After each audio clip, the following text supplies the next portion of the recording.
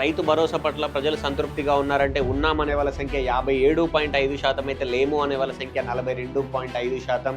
దుబ్బాక నియోజకవర్గం పూర్తిగా గ్రామీణ ప్రాంతం ఉన్నటువంటి నేపథ్యం, గ్రామీణ నియోజకవర్గం. అక్కడ రైతు భరోసా, రైతు రుణమాఫీ పట్ల ప్రజలు సంతృప్తిగా ఉన్నామనేటువంటి అభిప్రాయాన్ని వ్యక్తం చేశారు. అక్కడ కొంత మంచి వర్షాలు పడ్డ నేపథ్యంలో అక్కడ రైతులకు సంబంధించినటువంటి అభిప్రాయం ఇది. నెక్స్ట్ క్వశ్చన్కి వెళ్దాం.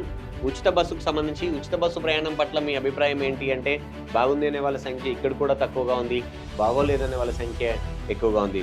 నెక్స్ట్ క్వశ్చన్లో కాంగ్రెస్ 6 గ్యారంటీలను అందించడంలో సక్సెస్ అయిందని మనం అడిగాము.